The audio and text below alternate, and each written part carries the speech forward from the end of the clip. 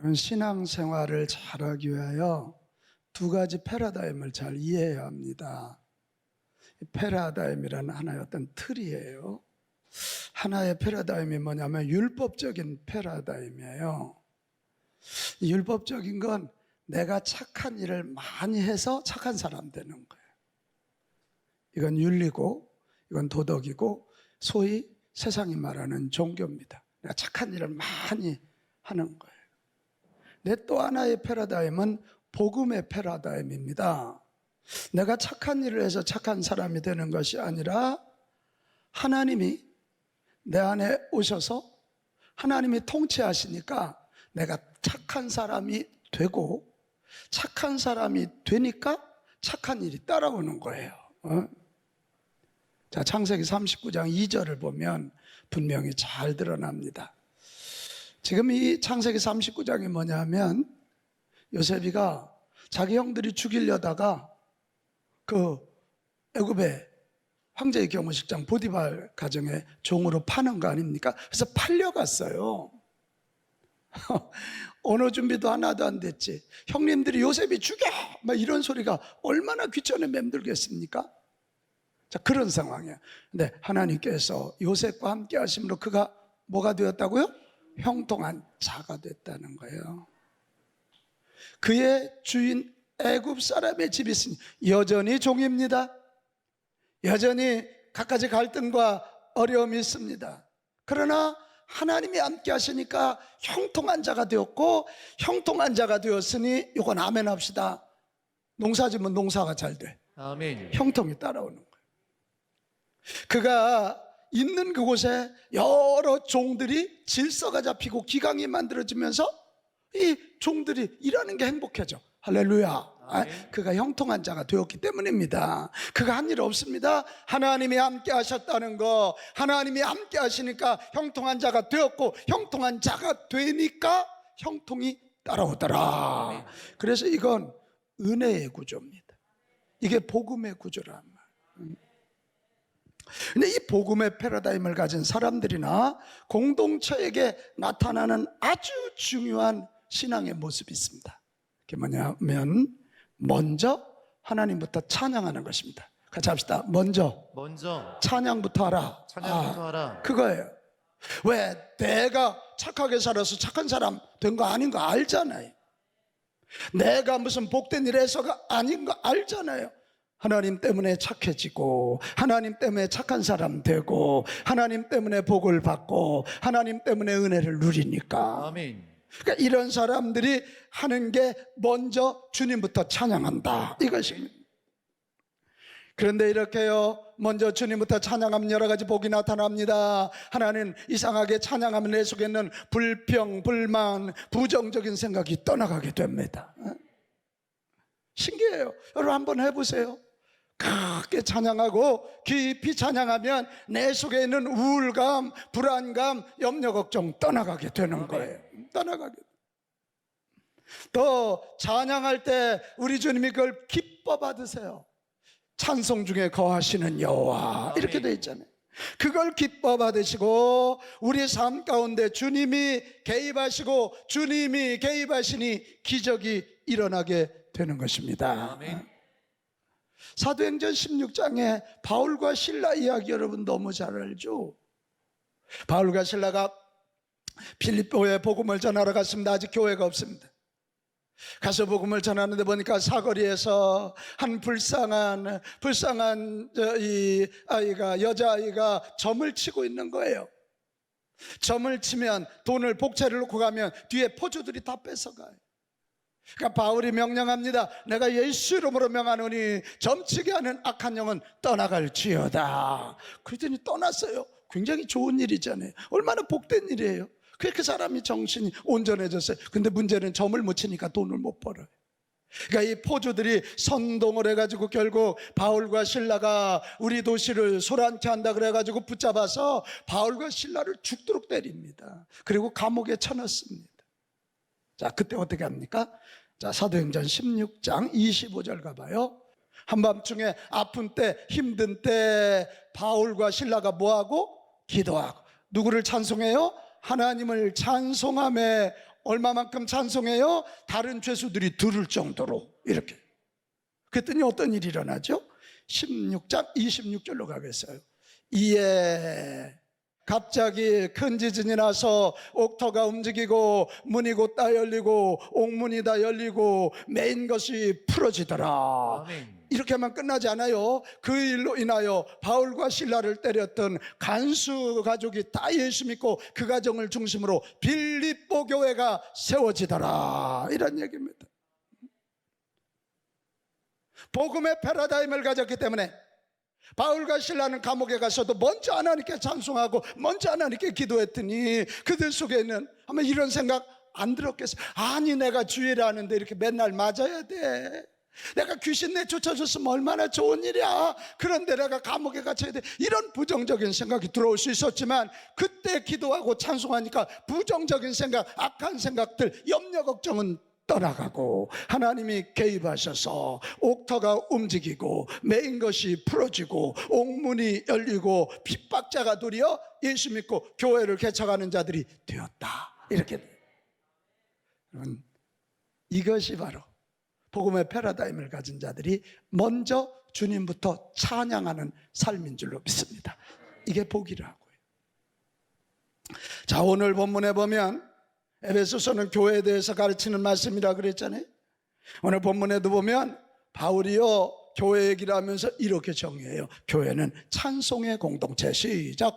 교회는 찬송의, 한 번 더, 교회는 찬송의 공동체. 이렇게 선언하고 있어요. 그리고 그가 자기가 찬송하는 모습이 어떤지를 소개해주고 무엇 때문에 이렇게 찬송하는지 찬송의 이유를 알려줍니다. 자, 오늘 3절에서 14절까지는 11구절이잖아요. 우리 성경으로는 11구절로 되어 있는데 헬라 언어로는 한 문장입니다. 그냥 막 숨가쁘게 이것만 생각하면 너무 감사해지고 숨도 쉬지 아니하고 11절을 그냥 막 팍팍팍팍팍팍 내가 뭐 이래서 내가 주님을 찬양하지 않을 수 없다고, 나는 이런 것을 찬양한다고. 그렇게 3절 시작도 뭐라고 되어 있습니까? 찬송하리로다 그렇게 시작하고 14절 끝도 찬송하게 하려 하심이라 이렇게 얘기하는. 지금 이 편지를 받는 에베소 교회와 성도들이 너무 힘들어하잖아요. 그들에게 이렇게 말하는 거예요. 나도 감옥, 로마 감옥에 있어서 그럼에도 불구하고 내가 찬송해.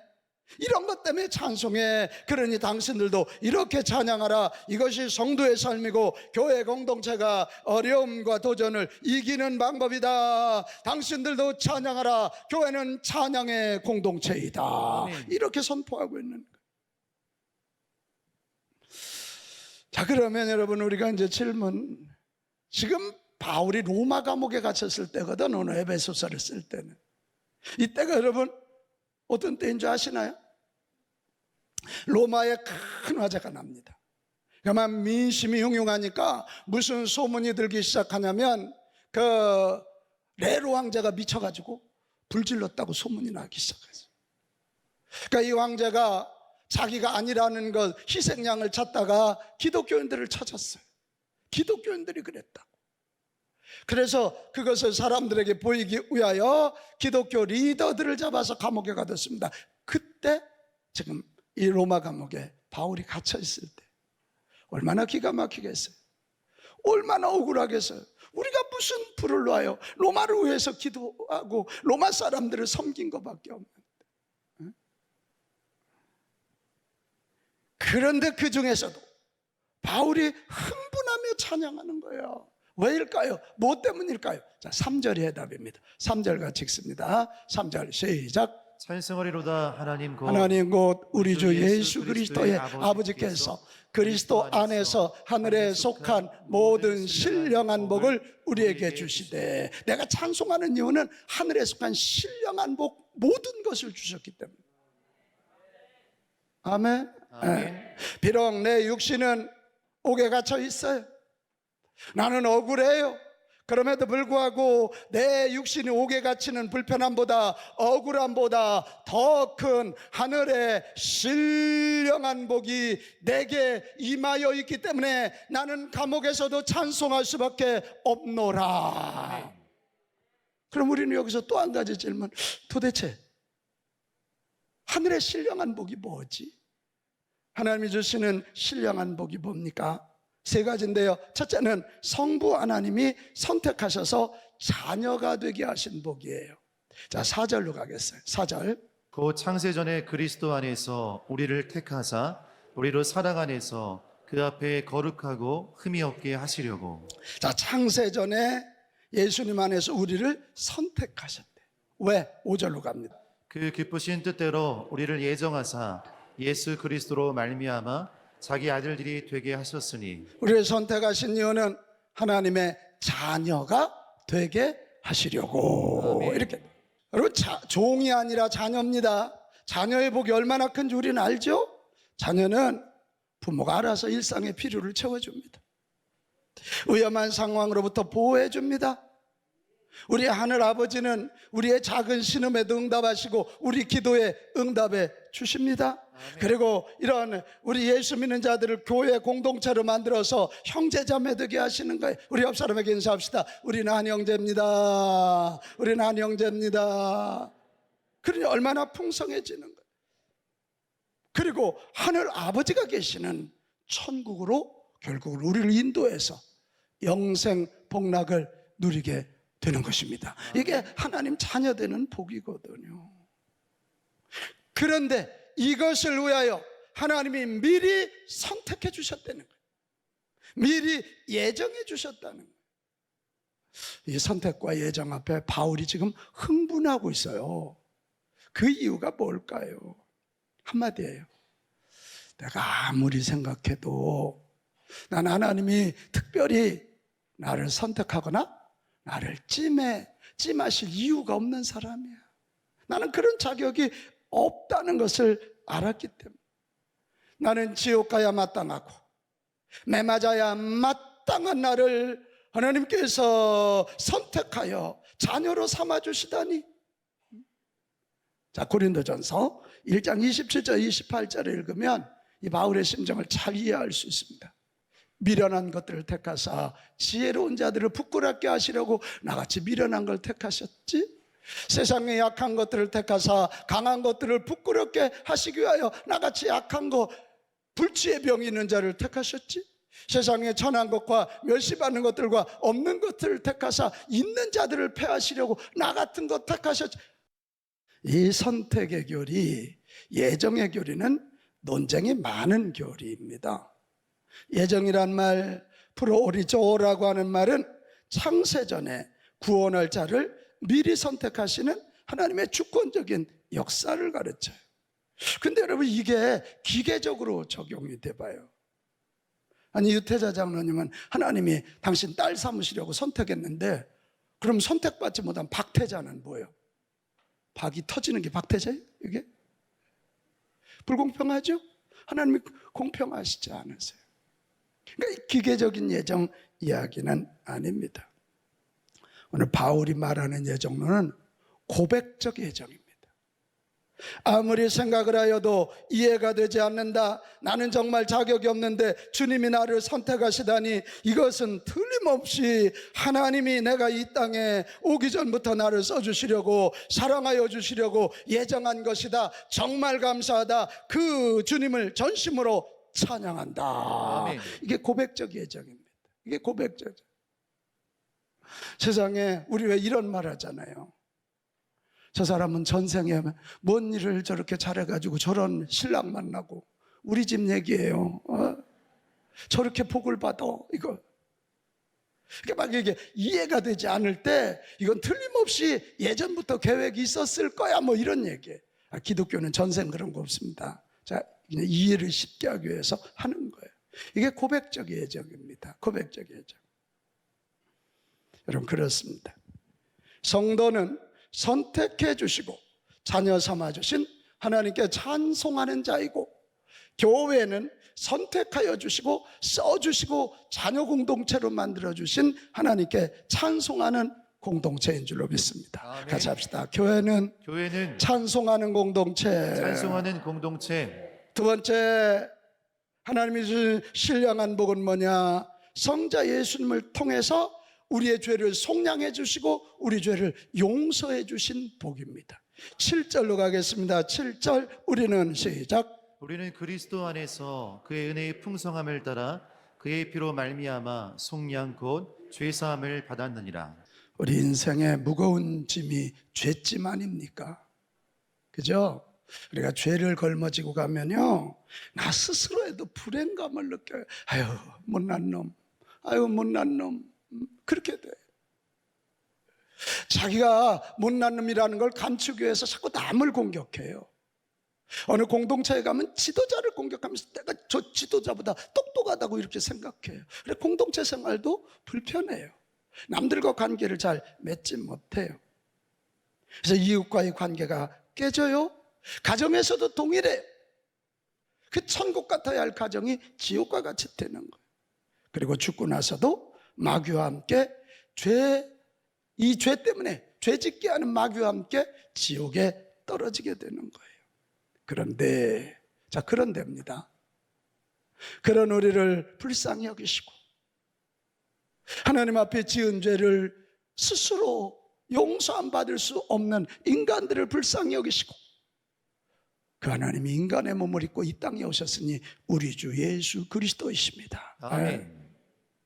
그분이 오셔서 저와 여러분의 죄값을 대신 치러주시고 너는 죄로부터 자유하다 하고 속량하시는 거예요. 그걸 속량이라 그래. 죄값을 치르고 자유를 선언해 주시는 거예요.